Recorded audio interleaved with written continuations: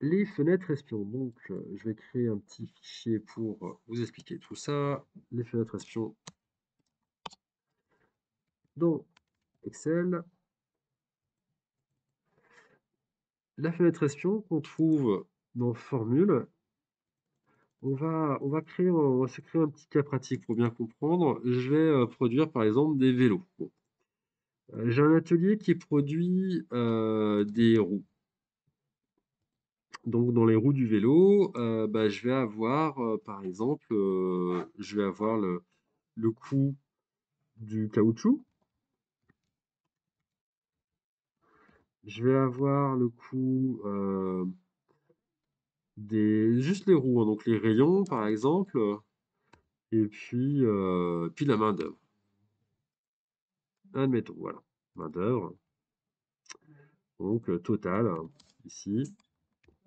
Pour le caoutchouc, je sais pas, par roue, ça va me coûter 50 centimes, 0,5. Les rayons, ça va me coûter 1,20 €. Et la main-d'œuvre, on va dire, ça va me coûter 2,50 €. Ok. Je vais pas sauter de ligne hein, ici, c'est juste pour vous faire un petit exemple pour bien comprendre cette zone de formule. Voilà, le total ici, je vais faire un petit somme. Hop, et on va additionner tout ça. Hop, voilà, ma roue me revient à 4,20 €. Très bien, j'ai quand même le faire finalement, on va faire les choses bien. Voilà. Ça, c'est le coût de ma roue. Ok, très bien. Pour faire mon vélo, j'ai pas uniquement besoin d'une roue. Alors, pour faire mon vélo, j'ai besoin d'une roue, j'ai aussi besoin d'un cadre. Voilà, cadre. Je vais donc dans mon cadre, je vais avoir bah, voilà, le cadre, le guidon, les pédales et la main-d'œuvre, hein, toujours, ok. Toujours le même principe, on va faire un petit total. Je sais pas, 4, ça va me coûter 20 €, 16 € de guidon, 9 € de pédale et je sais pas, 15 € 20 de main-d'œuvre. Je fais une petite somme, toujours pareil, ok. J'ai mes éléments. Parfait. On va mettre un petit peu de couleur. On est bon. Le prix de mon vélo, donc, ça va être bah, le prix des roues et du cadre. Donc, je vais créer une troisième feuille. Je vais appeler, voilà, prix total, par exemple, hein. Prix du vélo. Le prix de mon vélo, ça va être ma roue par ici. Allez, on va mettre deux roues, tiens. Multiplié par 2, plus le prix de mon cadre.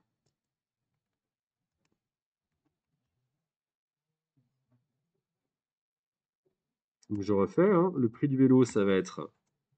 Je retourne vers ma feuille où j'ai la roue.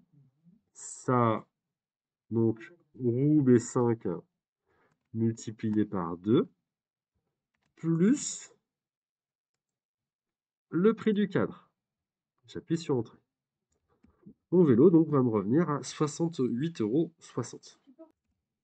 Évidemment, donc, si, bah, je sais pas, le caoutchouc augmente, il passe à 3,20 €, ça impacte le prix de ma roue et ça impacte également bah, le prix total du vélo. C'est logique, puisque toutes les fonctions sont reliées entre elles. Alors ça, c'est parfait, donc, mais moi, si je travaille uniquement sur cette feuille prix total, j'aimerais bien savoir ce qui se passe dans les autres feuilles. Et c'est ce à quoi va servir la fenêtre espion. Donc je vais retourner donc, dans Formule et je vais activer la fenêtre espion.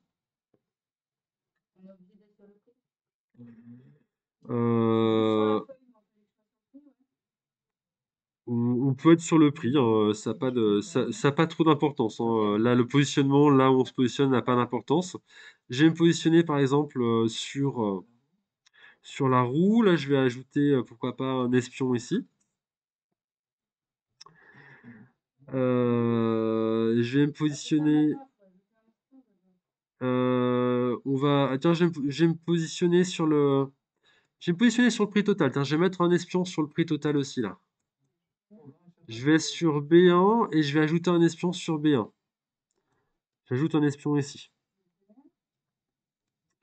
Voilà, parfait. Donc j'ai rajouté des espions là, donc sur le prix total de la roue et le prix total du vélo. On pourra en mettre un sur le cadre, hein, pourquoi pas. On va en rajouter un sur le cadre ici, ajouter un espion ici. Hop. Et en fait, ça me permet de voir toujours ce qui se passe dans les autres feuilles. Donc moi, je travaille au cycle, je travaille à l'atelier qui fabrique les roues.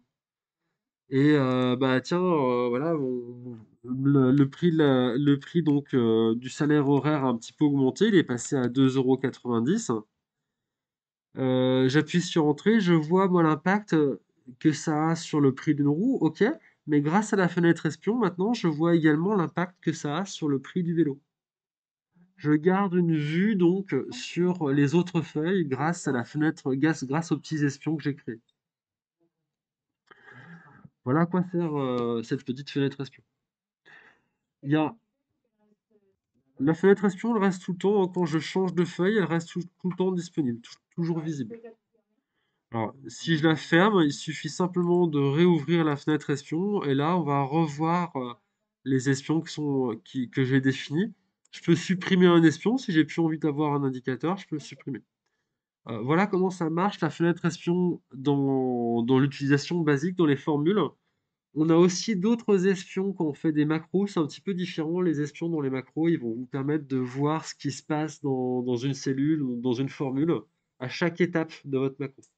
C'est un petit peu différent, mais en tout cas, voilà, la fenêtre espion classiquement, enfin basiquement dans Excel, elle sert à ce qu'on vient de faire.